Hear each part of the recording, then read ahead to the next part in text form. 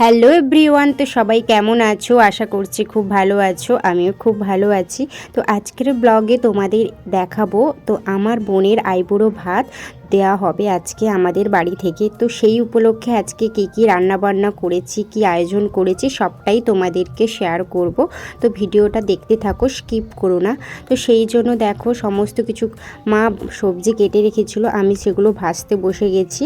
তো এক এক করে সমস্ত সবজি ভেজে নিচ্ছি, মাও ওদিকে কিছু রান্না করছে। তো দুজন মিলেই হাতে করছি, কারণ এখন শীতকালের হচ্ছে ছোটোবেলা, তাই জন্য তাড়াতাড়ি করেই রান্না করতে হচ্ছে। তো সমস্ত কিছু ভাজাভাজি কমপ্লিট হয়ে যেতেই আমি এখানে চলে এসেছি মাংস রান্না করতে। তো সেটা তোমরা দেখতেই পাচ্ছ। তো সব রান্না কিন্তু দেখাতে পারলাম না, কারণ ভিডিওটা অনেক লম্বা হয়ে যাবে, আর জানি বেশি ভিডিও লম্বা হলে তোমরা দেখতেও চাইবে না। এই ছোট ছোট করে কিছু কিছু ক্লিপস নিয়েই ভিডিওটা তৈরি করছি, প্লিজ দেখো সবাই। তো এখানে দেখো মশলা আমার কষা অলরেডি হয়ে গেছে। তো মাংস, এটা মুরগির মাংস রান্না করব, তাই এখানে সিদ্ধর তেমন ব্যাপারই নেই।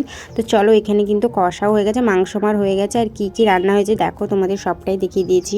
5-6 রকমের ভাজা হয়েছে, মাংস হয়েছে, একটা শাকের তরকারি হয়েছে, মাছের ঝাল হয়েছে।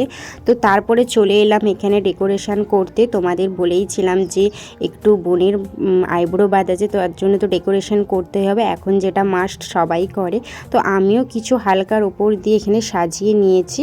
তো চলো তারপরে এবারে বোনকে ডেকে নিই, আমাদের কনেকে ডেকে নিই। তো এই দেখো আমার বোনও কিন্তু বসে পড়েছে। তারপর আমাদের বাড়ি থেকে বোনকে এই শাড়িটি দেওয়া হয়েছে। তো দেখো এখানে বোন খেতেও বসে পড়েছে, আর তার সঙ্গে কিন্তু আমরাও সবাই খেতে বসে পড়েছি। তো ভিডিওটা যদি ভালো লেগে থাকে অবশ্যই লাইক, কমেন্ট, শেয়ার করো। আরও নেক্সট ভিডিও আসছে বিয়ের। তো টাটা।